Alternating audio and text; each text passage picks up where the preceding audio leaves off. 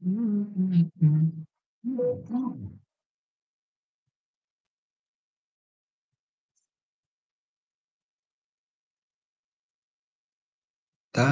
kita share screen dulu.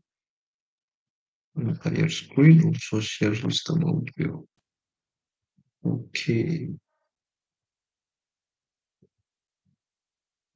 Everyone. Start ya guys. Silahkan play.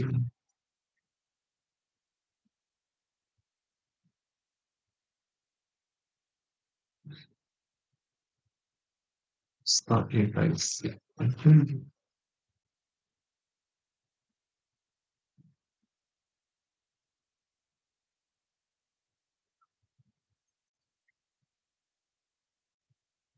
Oke.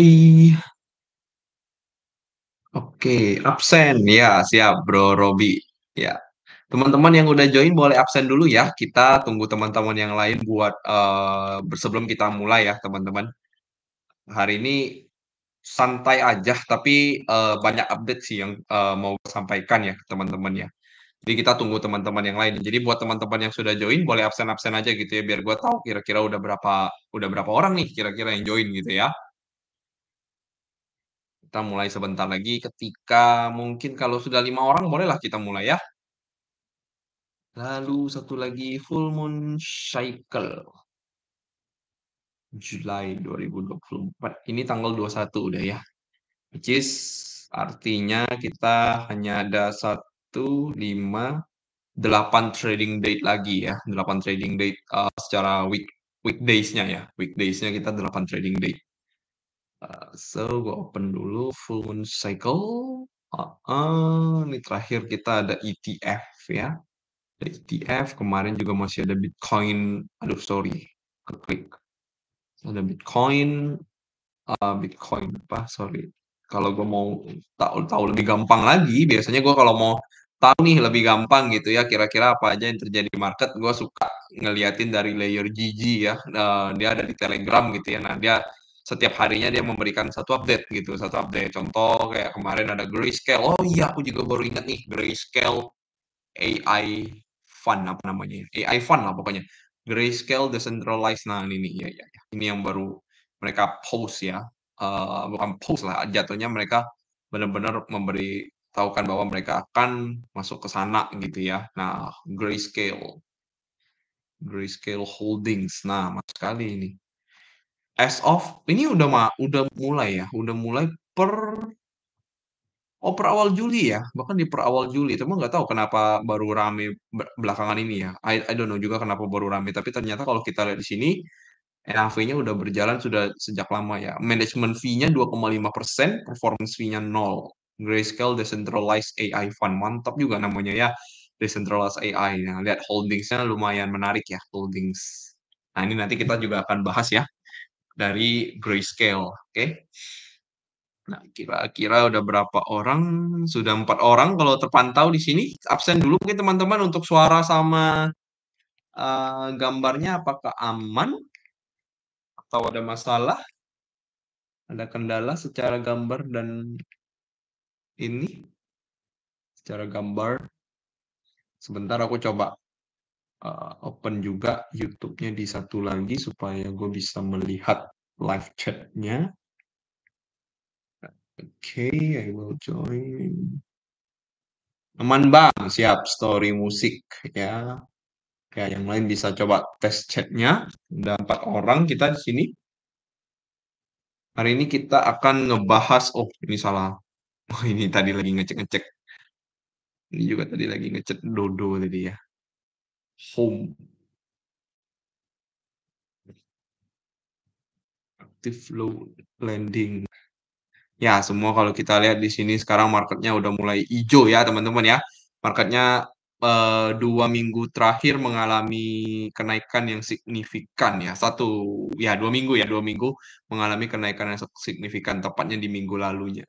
Ini ada beberapa yang naik lumayan, ada MPL, Dimension, ya Dimension ini juga salah satu uh, watchlist juga gitu ya, watchlist yang kemarin diberitahukan sama teman-teman kita di trading tanpa baper.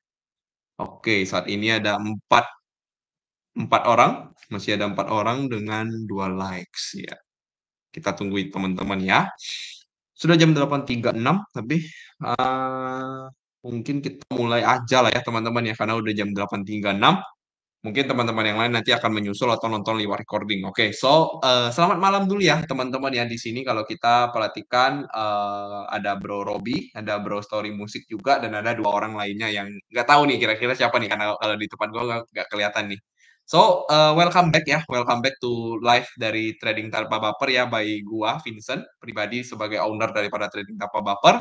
Hari ini kita akan gua akan memberikan sebuah crypto market update ya, dan outlook ke depannya kira-kira market ini sebenarnya akan bergerak kemana gitu ya, kira-kira kalau dari perspektif aku pribadi. Apalagi kalau kita lihat teman-teman ya, based on pergerakan 1 minggu terakhir gitu ya, market cukup bullish ya teman-teman ya. Terutama kalau kita lihat sendiri dari Bitcoin ya. Dari Bitcoin sendiri, kita bisa melihat bahwa, oh ada kenaikan yang cukup signifikan gitu ya, dari low-nya di bottom waktu itu banyak banget yang fear di area sini ya, wah ini BTC masih bisa ke 52, masih bisa ke 47.000, masih bisa kadang sampai ada yang ngomong 30.000. Tahu-tahu sekarang Bitcoin-nya nggak bener-bener sangat cepat ya, naik 10.000 teman-teman ya, $10.000, which is dari 56.000, 57.000, sekarang kita ada di 66.000, 67.000.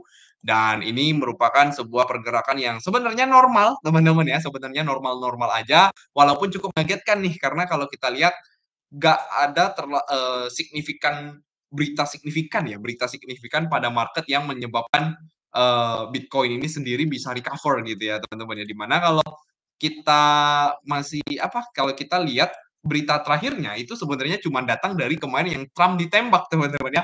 Waktu itu kalau nggak salah Trump tepatnya ditembak di hari Sabtu kalau nggak salah ya. Kalau nggak salah hari itu Trump ditembak di hari Sabtu dan orang-orang langsung mengkait-kaitkannya dengan Bitcoin gitu teman-teman ya. Padahal kalau dibilang apakah pengaruh banget ke Bitcoin ya mungkin ada teman-teman ya, karena kalau misalnya Trump ditembak itu kan artinya dan kalau kita lihat respon dari para big big player, dari institusi, bahkan kayak Elon Musk, kayak Jeff Bezos, itu mereka semua ngomong bahwa oh Trump itu will win gitu. Trump will win the 2024 election daripada US teman-teman ya. Dan menurut market mungkin ekspektasi para trader di kripto ataupun investor di kripto itu menyebabkan oh ini udah pasti nih Bitcoin akan pump setelah election gitu loh. Jadi mungkin itu salah satu yang bisa gue bayangkan ya, yang muncul di benak teman-teman orang trader kripto yang dari luar maupun mungkin dari Indo juga teman-teman ya. Nah, misal kalau teman-teman misalnya tanya gitu ya, kalau misalnya teman-teman tanya apakah ini udah mulai kita akan memasuki ke dalam bull run gitu ya, apakah ini kita akan memasuki ke bull run atau sebenarnya pergerakan ini cuma fake pump aja kok gitu. Padahal karena kata orang harusnya kita akan balik dulu ke 52.000. Harusnya orang-orang bilang kita akan balik dulu ke 47.000 gitu loh kok.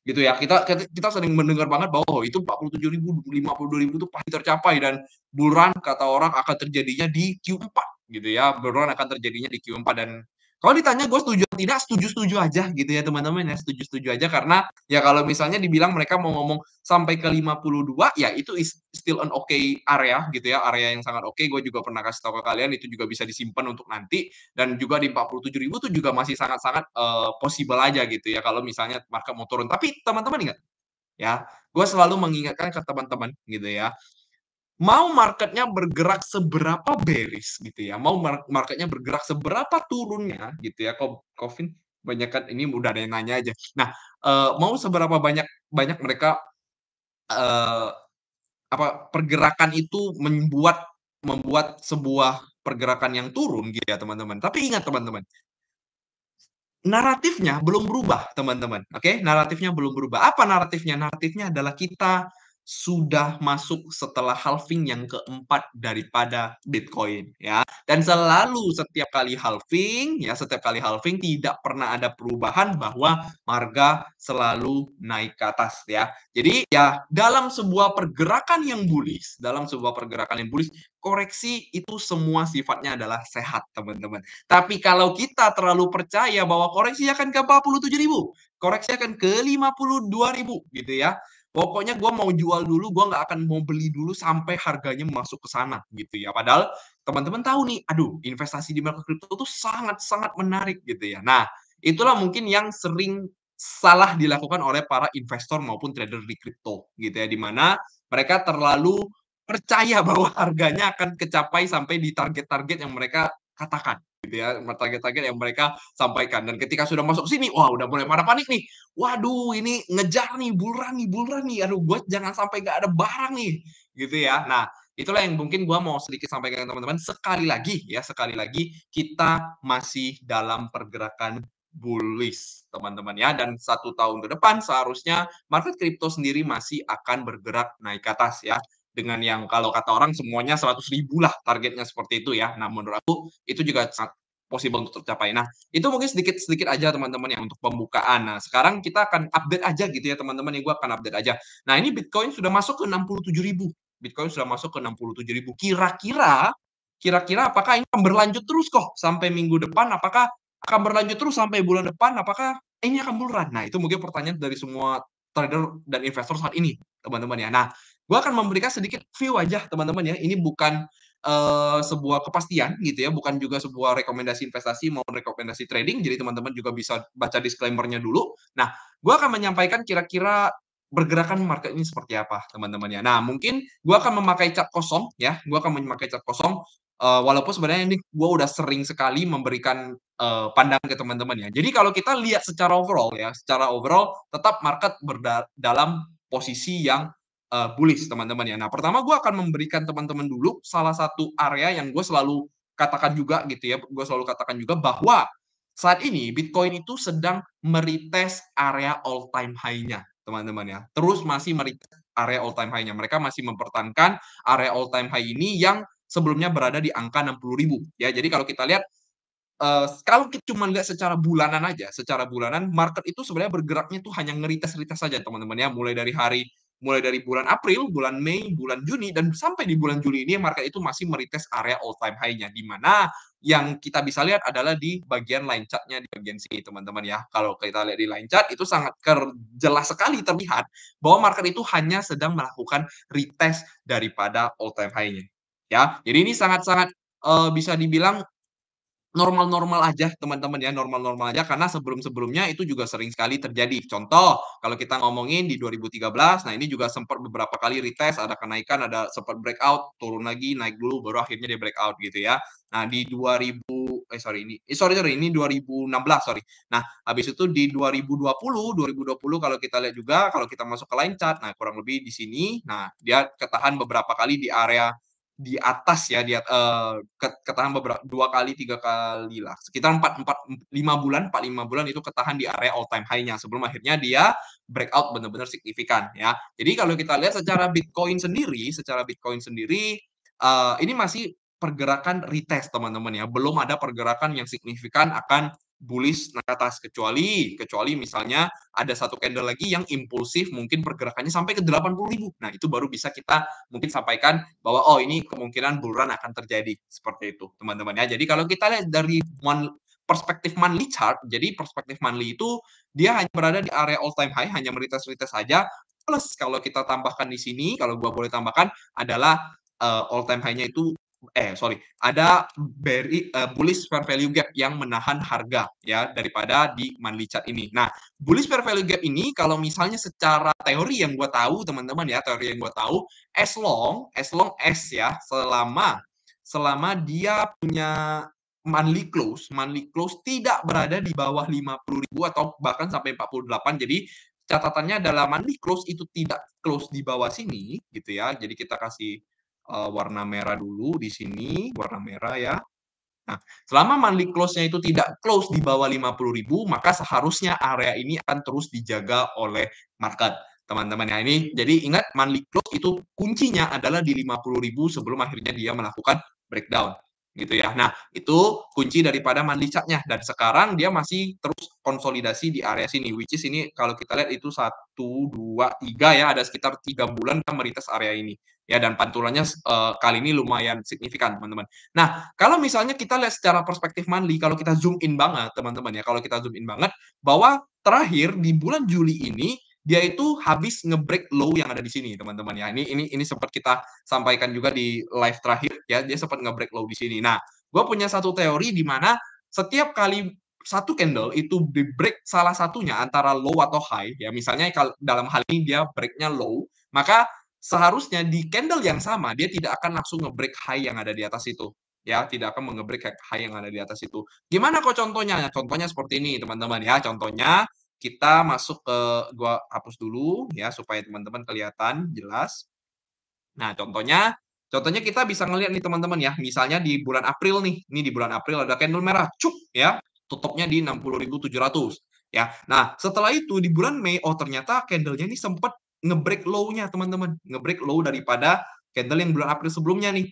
Nah, setelah itu dia naik selama bulan Mei itu masih hijau ya. Tetapi kalau kita lihat teman-teman, nah market itu tidak berhasil untuk nge-break high yang ada di atas itu. Dan ini sebenarnya sangat-sangat wajar teman-teman ya, sebenarnya itulah yang sering terjadi pada, pergerakan dari sebuah candle teman-teman ya. Setiap kali dia misalnya mengambil low, maka bias para trader, bias orang-orang yang melihat secara teknikal itu mereka akan melihat, "Oh oke, berarti kalau misalnya break low itu biasanya adalah bearish ya, biasanya adalah bearish, maka harusnya akan turun ke bawah dan tidak melewati high-nya." Walaupun kadang-kadang ada tuh contoh seperti bullish engulfing, nah itulah berarti artinya oh ternyata bayarnya kuat banget gitu, bayarnya kuat banget. Tapi bullish engulfing itu sangat-sangat jarang terjadi. Bearish engulfing juga sangat-sangat jarang terjadi. Teman-teman bisa cek lah dari monthly yang ada di sini, bullish engulfing, bearish engulfing tuh bisa dihitung pakai jari, teman-teman ya. Nah, kurang lebih seperti itu.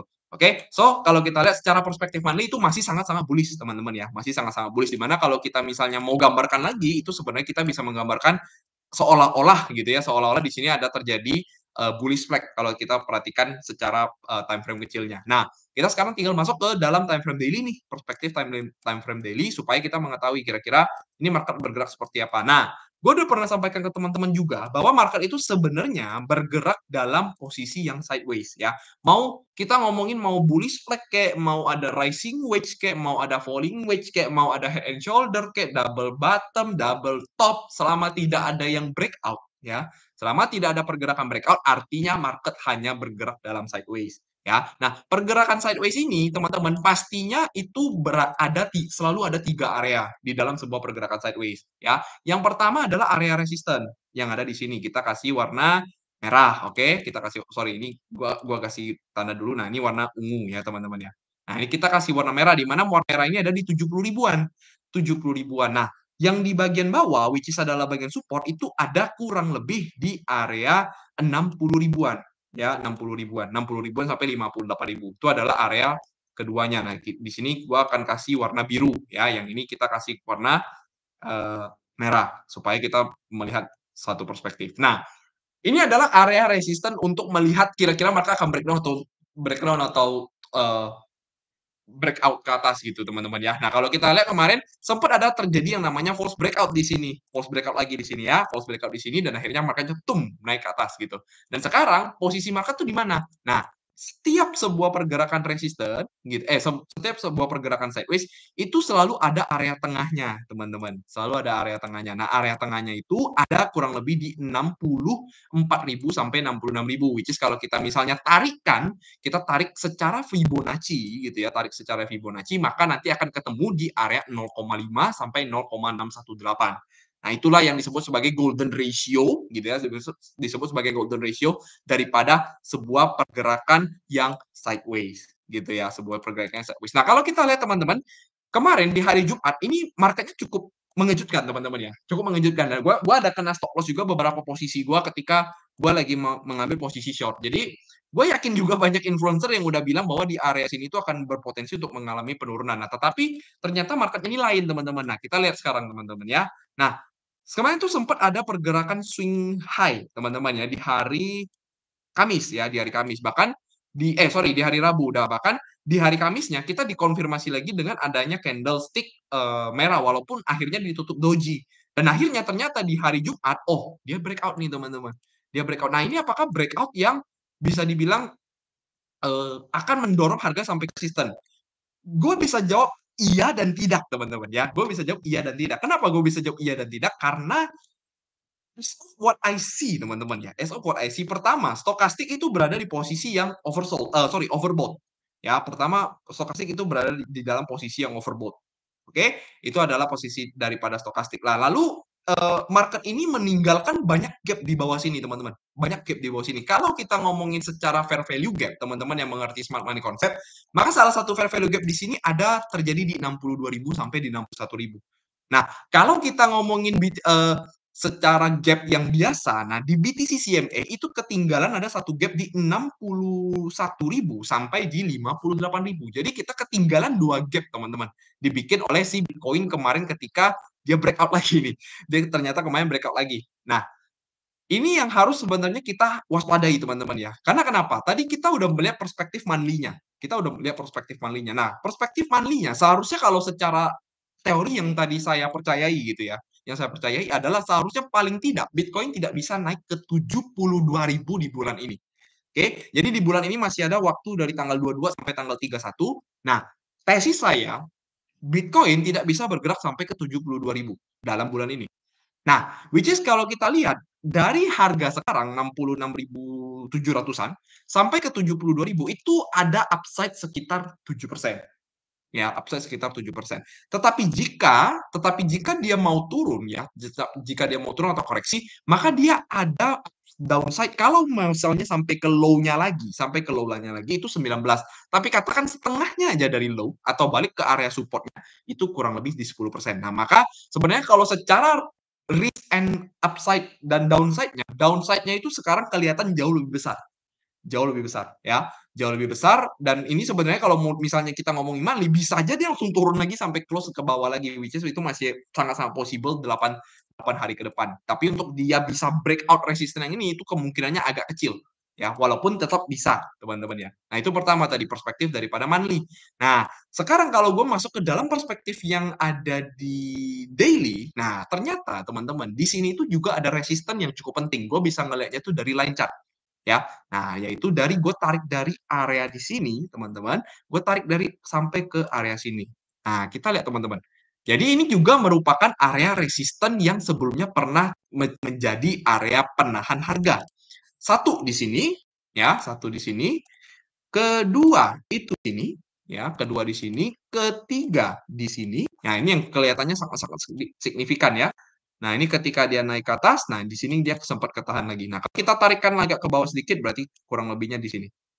Nah, kurang lebih seperti itu. Nah, ini ada satu key level resistance yang saat ini dijemput oleh si Bitcoin. Dan kalau kita masuk, nah bentuknya kurang lebih seperti ini.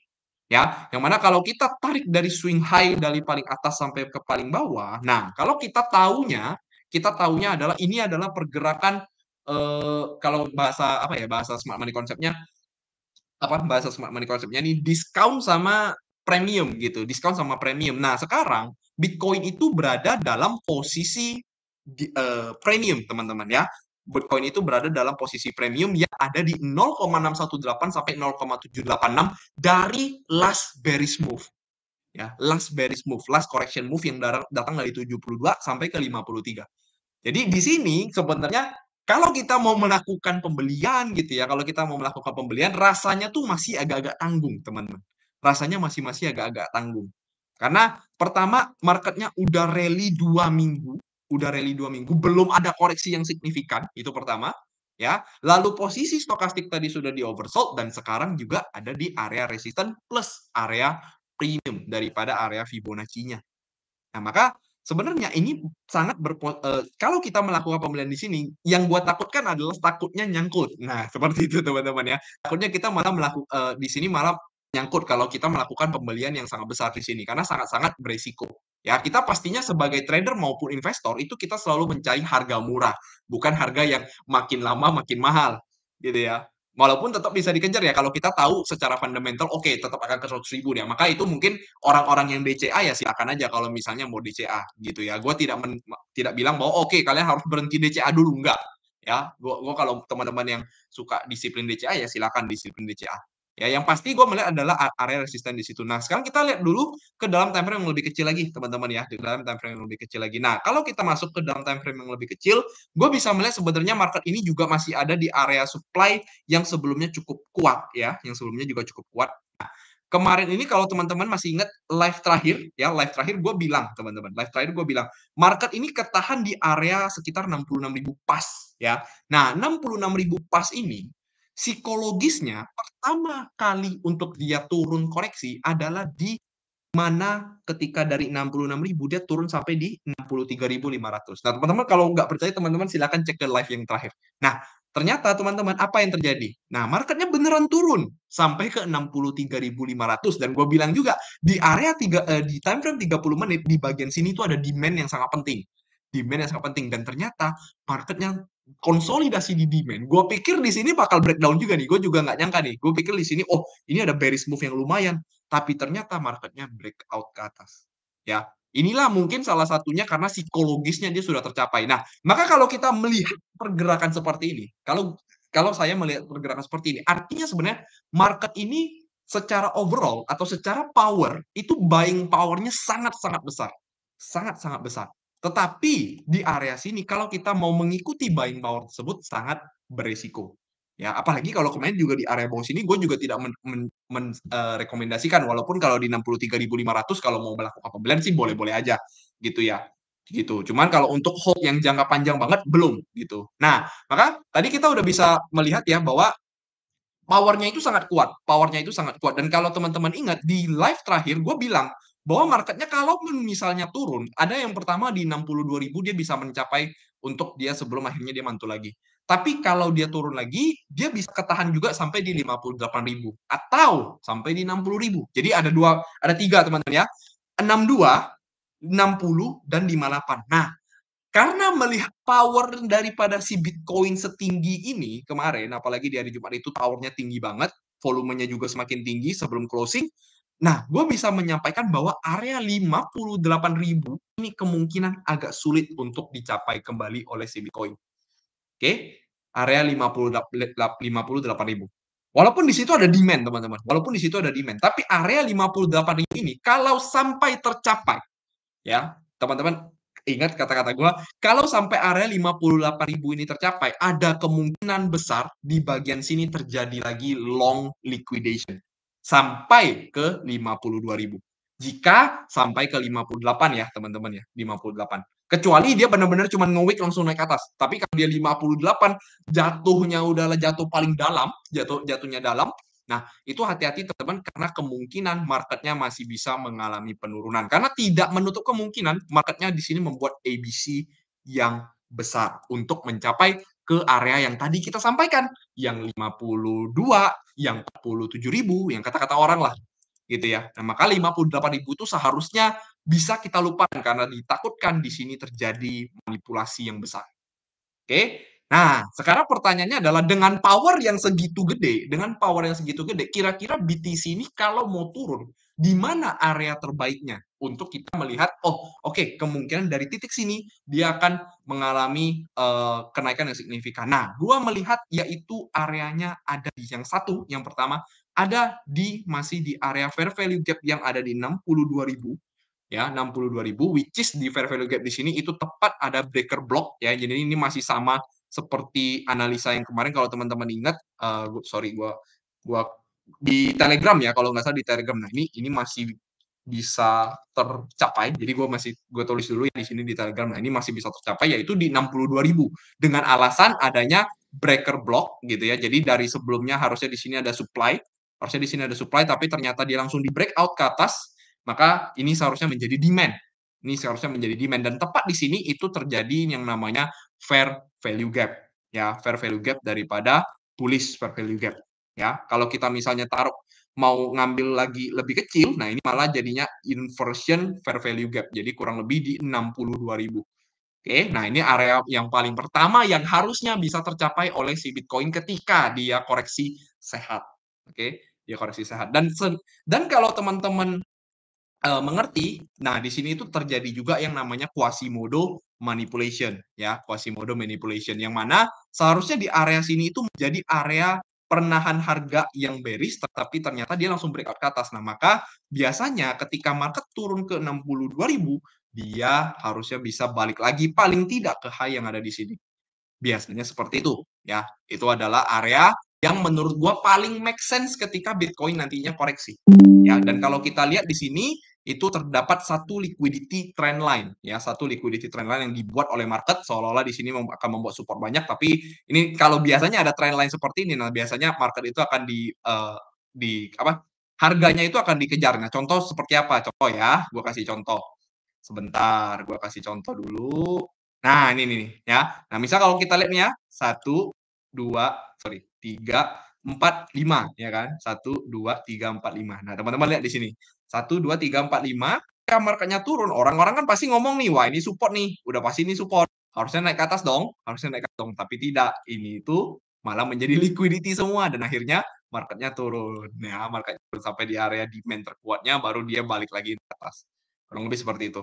Ya, nah ini juga pernah sempat terjadi juga ini kalau yang bearish ya. Jadi marketnya 1, 2, 3, 4, 5, 6, 7 gitu ya. Nah, orang-orang pasti mikirnya, oke, dia akan naik ke atas dulu baru langsung turun ke bawah. Nah, karena ini dia harus menjaga structure yang ini kan, harus menjaga structure yang di bagian sini. Tapi kalau kita melihat ada satu pergerakan seperti ini, nah inilah yang dinamakan liquidity.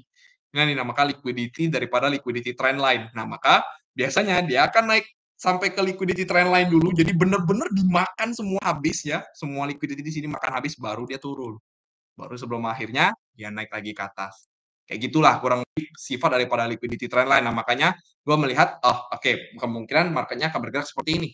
Ya, marketnya akan bergerak seperti ini. Nah, itu pertama adalah area 62.000. Ada satu area lagi yang cukup penting, teman-teman. Jika misalnya itu tidak tercapai, jika itu misalnya tidak menahan harga di bagian sini. Nah, menurut gue pribadi, dua yang harus dijaga sama si Bitcoin adalah di area 60.000. Oke, sorry di bagian sini ya 60.000. Nah, kalau kita lihat ini adalah support yang ada di sini. Sangat simpel ya, sangat simpel itu adalah support dan bisa dibilang resisten juga ya. Nah, menurut dari perspektif yang ini, dari perspektif ini, kira-kira mana yang akan tercapai? Nah, secara kalau misalnya bull run-nya akan datang, harusnya 62.000 itu yang paling dekat. Karena kalau di 62.000 dia paling dekat sama EMA 90 saat ini. Kalau dia sampai ke 60.000, maka EMA-nya mulai dari 21, 34 dan MA kecil itu pasti akan trending ke bawah. Nah, ketika EMA dan MA itu trending down ke bawah, maka perspektif trader yang menggunakan MA itu pasti akan menjadi bearish dan harga akan sulit untuk naik ke atas. Itulah pemikiran kenapa kalau dia mau powerful, Bitcoin harusnya hanya turun sampai ke 62.000. Tetapi kalaupun dia mau turun sampai ke 60, kemungkinan dia harusnya konsolidasi sebelum langsung naik gitu. Itu aja. Bedanya adalah kalau dia masuk ke 62.000 kemungkinan dia akan bounce-nya cepat. Tapi kalau dia masuk ke 60.000 bounce-nya kemungkinan akan lambat. Ya, jadi itu aja catatannya daripada Bitcoin sendiri ya. Nah, kalau ditanya lagi mana kira-kira kemungkinan terbesar, menurut gua tadi 62.000 ya, menurut gua 62.000. Tapi kalau secara Fibonacci seharusnya yang paling aman itu adalah di 0,5-nya di 0,5-nya, di bawah 0,5. Karena di 62.000 itu di 0,382. Bisa, bisa. Nah, tergantung lihat price action-nya kurang lebih ketika sampai ke area situ seperti apa. Nah, sekarang kan kalau kita lihat nih, apakah ini artinya boleh short di area sini? Nah, jawaban gua boleh iya, boleh tidak. Boleh iya, boleh tidak ya. Karena kalau secara risk and reward sebenarnya nge-short di area sini itu lumayan low risk lah bisa dibilang secara risk and reward. Tapi kita harus tetap juga mencari konfirmasi kira-kira kenapa sih gitulah. Kenapa kita mau nge-short di area sini? Catatannya apa? Catatannya kira-kira di mana sih supaya misalnya marketnya kalau misalnya naik dia nggak boleh kalau misalnya dia naik dia akan melanjutkan terus kenaikannya. Nah, misalnya kalau gue ngelihat oke, misalnya kalau dia naik itu paling nggak boleh sampai di 68.800 gitu. Nah, TP-nya kurang lebih gue di bawah sini. Nah, itu kan masih dapat 1/2 kurang lebih seperti itu. Nah, kira-kira apa yang bisa mendorong harga Bitcoin untuk koreksi dulu nih, kira-kira minggu depan? Menurut gua koreksinya seharusnya bisa terjadi di hari Selasa. Ya, mulai dari hari Senin yaitu mulai dari besok sama di hari Selasa. Hari ini kemungkinan kita tidak akan bergerak lagi dalam posisi yang bullish sampai besok pagi. Kan besok pagi menjelang sekitar jam 5 subuh itu akan ada CMA itu akan buka ya BTC CMA yang kalau kita biasa sering ngomongin yang soal gap-gap segala macam, itu akan buka loh nanti di jam 5. Ya, nah biasanya di jam 5 itu akan ada pergerakan volatil, tapi menurut gua dengan melihat pergerakan hari ini dan kemarin itu tidak ada perubahan signifikan, jadi harusnya Bitcoin-nya tidak akan membuat gap. Bitcoin-nya tidak akan membuat gap. Tetapi di hari Senin, ya, di hari Senin kemungkinan akan turun ke bawah. Kenapa akan turun ke bawah? Nah, jawabannya adalah masih dalam posisi full moon. Ya, nah, ini kemarin teman-teman di Telegram ada yang ngomong nih, wah ini full moon-nya cuman gaya doang nih, full moon-nya cuman akan gaya doang, akan turun ke bawah. Nah, gue udah pernah bilang teman-teman, full moon itu sifatnya bergerak H-2 sampai H+2 dari tanggal full moon. Ya, tanggal full moon sesungguhnya itu sebenarnya ada di hari Sabtu, sorry ya, Cap Go-nya itu ada dari hari Sabtu kalau teman-teman yang ngerti orang-orang Chinese ya. Cap Go-nya itu ada dari hari Sabtu 20. Jadi kalau dia terjadinya di 20, hitungan kita yang paling dekat itu antara Jumat atau hari Senin. Nah, Jumatnya dia breakout kan? Jumatnya dia masih breakout nih. Jumat dia masih breakout. Nah, menurut kalau dengan catatan dia ini masih full moon gitu ya, dia ini masih full moon, seharusnya full moon ini masih eh, berpotensi untuk menjadi time reversalnya untuk market. Jadi menurut gua pribadi seharusnya di hari Senin paling tidak kita koreksi dulu. Ya, paling tidak kita koreksi dulu. Mengingat area yang tadi kita lihat di 4 hour chart itu juga masih di area supply, ya, masih di area supply yang ada di sini. Walaupun sebenarnya dibilang apakah ini fresh banget, tidak, tapi area supply ini cukup kuat karena beberapa kali marketnya sempat ngetes di sini, ngetes di sini nggak kuat. Nah, ini kali ketiga dia ngetes nggak kuat, kali keempat dia ngetes pun tidak kuat juga. Ya, kali keempat dia ngetes pun tidak kuat. Nah, maka seharusnya dari area sini itu bisa turun dulu, paling tidak ngambil sampai area sini. Ya, mungkin kalau mau ngomong paling minimalnya banget, nah mungkin minimalnya banget di 65.000. Nah, kita bisa lihat mungkin hari Seninnya dia turun sampai 65.000, dan di hari Selasanya baru turun sampai ke bawah sini. Karena kenapa gue bisa ngomong yang gini? Karena secara perspektif lebih kecilnya, market itu mengalami V-shape, ya. Nah, sorry. Nah, mengalami V-shape. Nah, jadi dengan posisi seperti ini seharusnya market itu tidak bisa turun lebih dalam ke bawah, kecuali tuh timbul satu candlestick yang besar. Nah, sellernya muncul. Gua tidak tahu tuh kira-kira seller akan muncul di posisi seperti ini apa alasannya. Karena kalau kita lihat by news itu tidak ada lagi news yang eh, negatif-negatif banget. Tinggal MT Gox yang repayment daripada MT Gox yang kemarin ada sedikit dia mau kembalikan orang dalam Bitcoin sama Bitcoin Cash. Nah, malah kalau kita lihat news yang terbarunya, Ethereum ETF itu akan ditradingkan di tanggal 23 Juli, which is itu di hari Selasa. Ya, nah ini apa? Dibilang bagus banget sebenarnya nggak juga ya. Dibilang bagus banget nggak juga kan? Karena kita tahu setiap kali trading date itu dimulai biasanya marketnya itu malah koreksi dulu.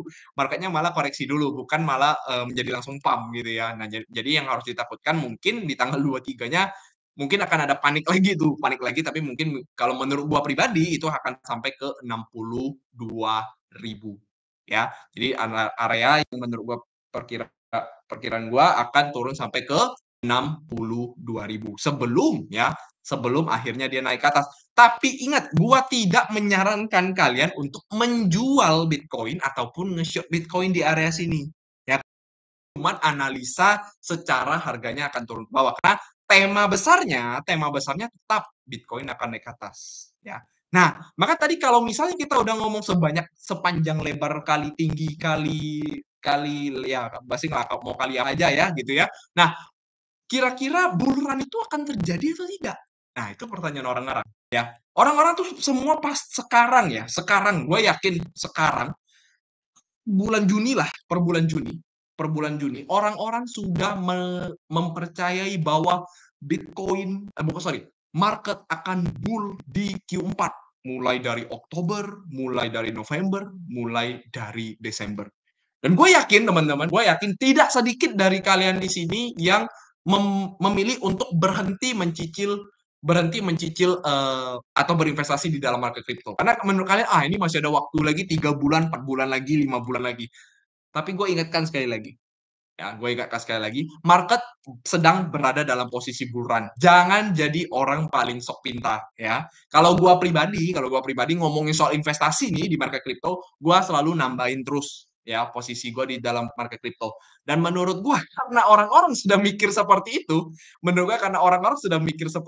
yang sama yaitu di Q4 semua, maka kelihatannya dengan posisi monthly candle yang sebagus ini menurut gua, kita belum tahu ya closingnya akan di mana, tapi kalau closingnya aja di 60.000 aja itu sudah sangat cukup. sangat-sangat cukup untuk bulan Agustusnya Bitcoin mengalami hijau lagi. Nah, mungkin ada yang ngomong, Agustus tuh kok Bitcoin monthly return itu selalu merah kok. Bitcoin monthly return Agustus tuh selalu merah. Nah, kita coba lihat dulu apakah iya gitu ya. Apakah iya Bitcoin Agustus tuh selalu merah? Tidak di sini. Ya, Agustus masih hijau, Juli pun masih hijau. Julinya hijau hijau besar. Orang-orang ngomong Juli merah itu biasa, Juli merah biasa. Agustus merah biasa. Oh, enggak, di sini hijau. Nah, ya, di situ hijau. Kita lihat ya, di situ hijau. Nah, kita lihat lagi mana di area-area sini. Nah, nih, Agustus 2012, Juli 2012. Hijau tuh marketnya. Hijau tuh marketnya, ya. Nah, ayo, kalau kita ngomongin secara monthly return ya memang betul ya, memang kalau kita lihat secara data memang sering kali merah gitu ya. Tapi ya gue sih lebih percaya price action ya teman-teman ya. Gue lebih percaya price action dibandingkan apa data-data historical kayak tadi teman-teman ya. Jadi kalau kita lihat, kalau menurut gue pribadi ada kemungkinan dengan catatan ya teman-teman ya. Dengan catatan monthly candle bulan Juli ini di tanggal 31, Bitcoin bisa close paling tidak di 60.000. Paling tidak di 60.000. Bulan Agustusnya kita berpotensi untuk breakout dari 74.000. Mungkin akan sampai di mana? Yang paling pertama menurut gua pribadi ada di 80.000 ya. Jadi catatannya adalah menurut gua pribadi di bulan Agustus. Nah, nanti kita lihat ya. Ini gua tidak edit sampai di bulan Agustus ya. Ini chart dari Bitstamp BTC USD.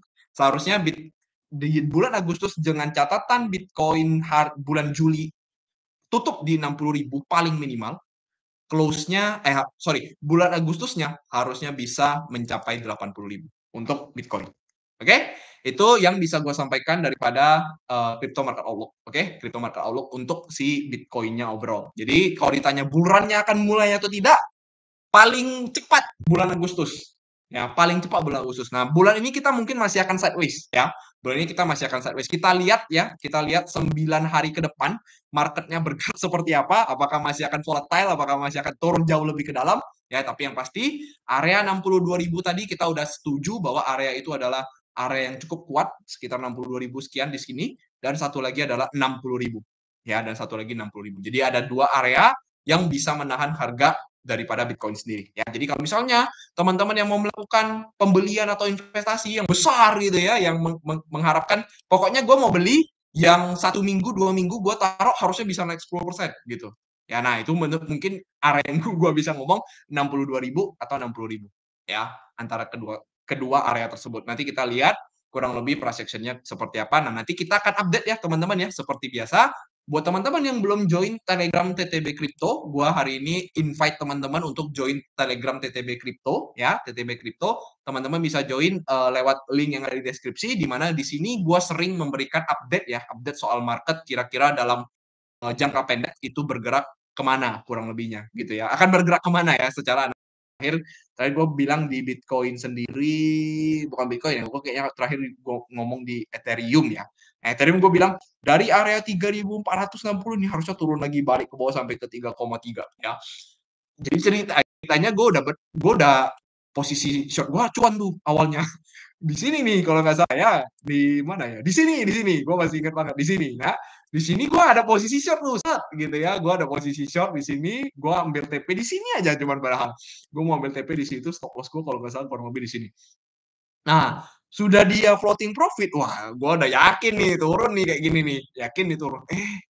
Naik dong dia ke atas kan, naik dia ke atas karena stop loss gua. Wah, ini udah merah lagi. Wah, ini masih aman nih. Oh, ternyata breakout lagi ke atas. Inilah yang kejamnya market kripto ya. Pada kelihatan jelas ini udah mulai downtrend gitu ya, udah mulai downtrend. Ini juga udah mulai membentuk descending triangle. Ini juga very kuat banget tapi masih bisa breakout lagi.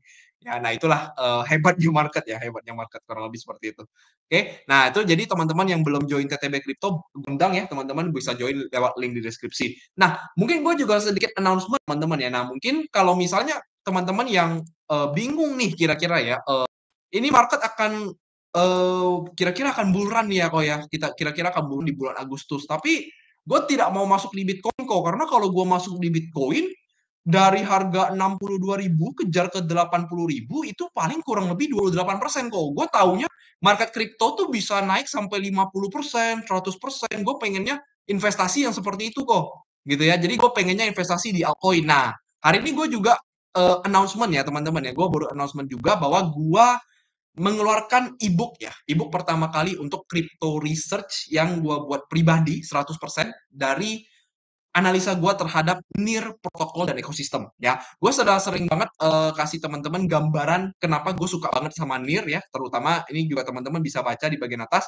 Dimana kalau kita lihat di sini NIR Bitcoin itu sedang berpotensi membuat inverted head and shoulder.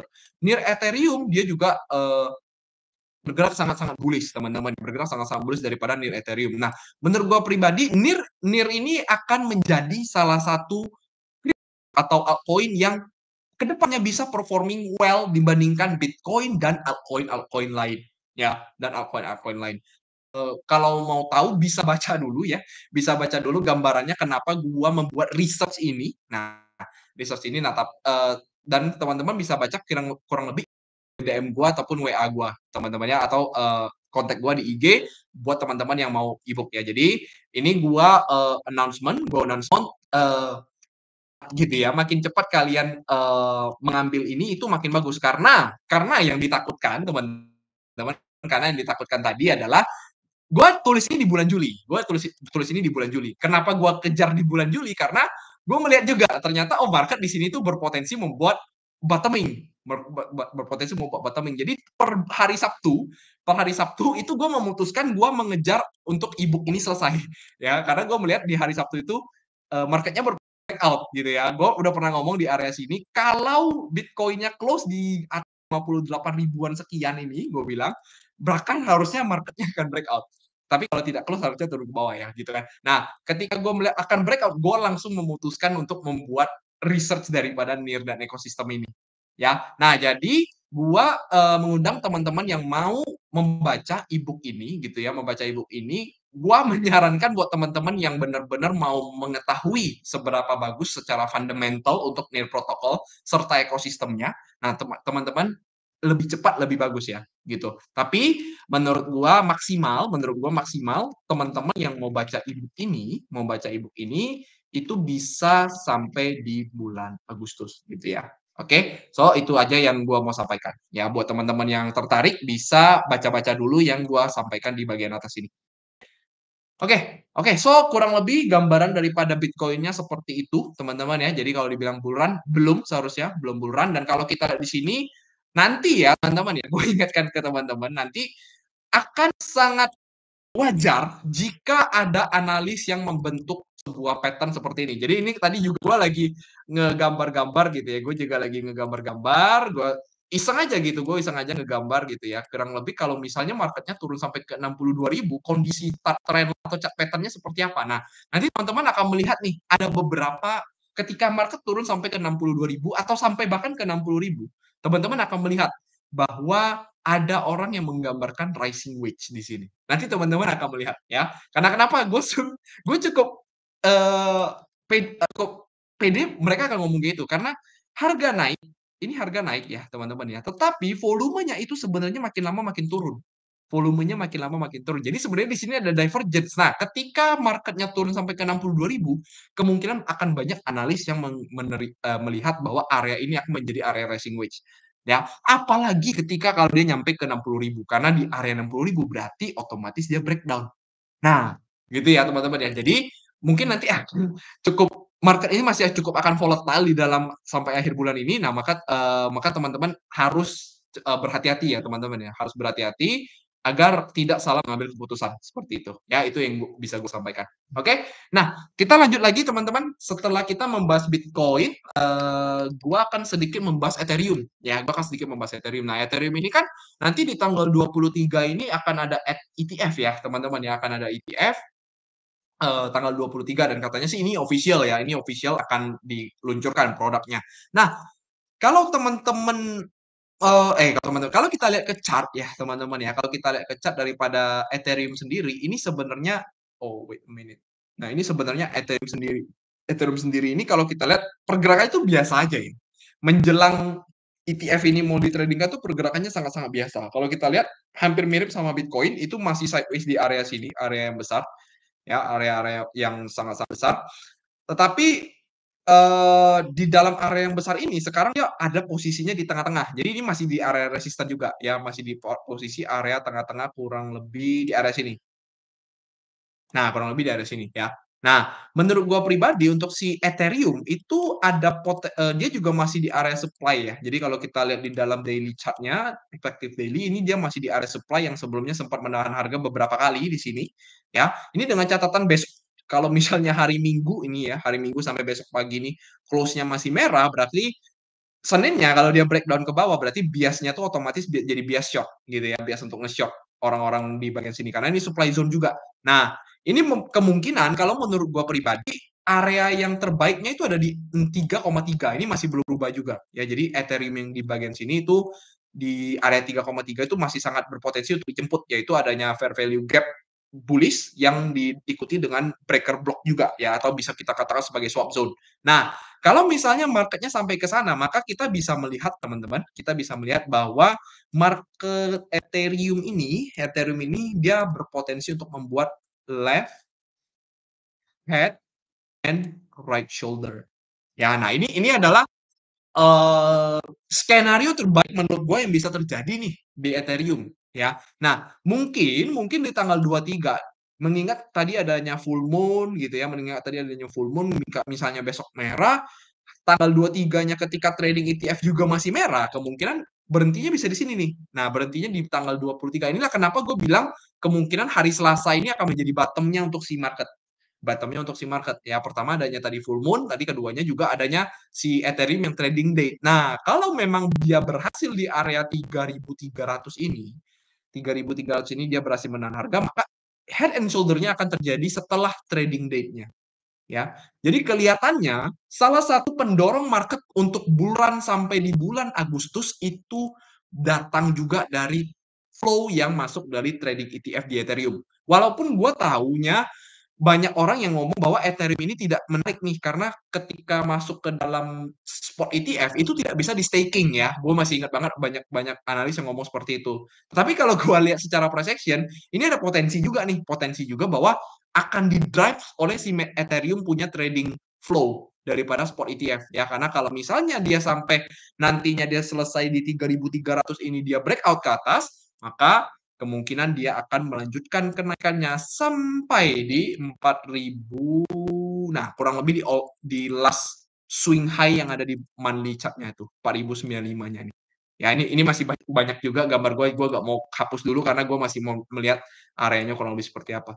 Ya, kurang lebih kelihatannya sih di bulan Agustus untuk Ethereum mungkin targetnya sih ya, untuk targetnya Ethereum sendiri itu masih di area all time high-nya, kurang lebih di area-area all time high-nya. Apakah akan tembus atau tidak nanti kita lihat lagi ya. Kalau dia tembus, maka jadilah bull run-nya. Tapi kalau dia tidak tembus ya batal dulu bull run-nya ya. Kurang lebih seperti itu. Oke, untuk si Ethereum sendiri itu yang bisa gue lihat daripada Ethereum. Jadi kurang lebih ke 3.300. Gue tidak memberitahukan teman-teman bahwa oh oke di sini boleh short ya gitu ya.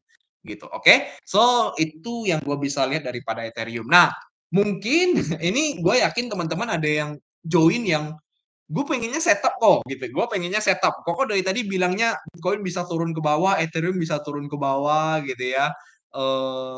Mereka harusnya bisa koreksi dulu ke bawah gitu teman-teman ya. Nah kemarin kita ada satu setup di Bitcoin Cash kalau teman-teman ingat ya. Gua ada sempat ngomong Bitcoin Cash ini berpotensi untuk dump, tapi ternyata kena false breakout. Tapi sebenarnya Bitcoin Cash ini sebenarnya masih berpotensi untuk dump juga, masih sama ya dengan perspektif yang lihat ini masih tertahan di area resistennya juga Bitcoin Cash gitu.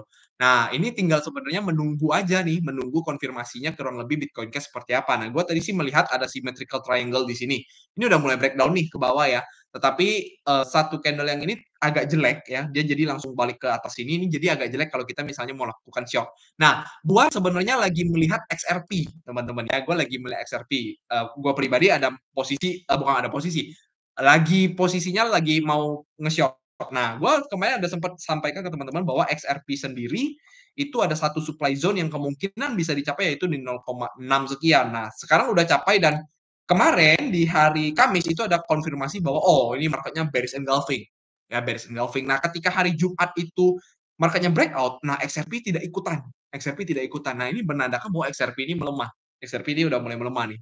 Nah, gue melihat ya di dalam perspektif time frame yang lebih kecil lagi gitu ya, outlook time frame lebih kecil. Nah, ternyata di sini itu terjadi change of character, teman-teman ya. Terjadi change of character dari time frame 2 jam daripada XRP. Nah, di change of karakternya tepat di area sini itu ada fair value gap bearish ya, fair value gap bearish. Nah, ini sempat dijaga oleh si harga ya beberapa kali menahan harga di area bearish fair value gap dan sekarang udah mulai turun ke bawah. Nah, gue lagi menunggu sih, gue entry lagi di time frame yang lebih kecil. Gue menunggu sampai adanya perubahan tren. Nah, gue melihat di area sini dia sudah mengalami perubahan tren untuk si XRP ya, jadi CH lagi. Dan ini gue berharap lah ini bisa dibilang bisa berharap ini menjadi liquidity terdekat. Nah, kemungkinan untuk XRP sendiri gue melihat dia harusnya bisa naik sampai ke supply yang ada di sini dulu, kurang lebih di area 0,598 sebelum akhirnya dia turun. Nah,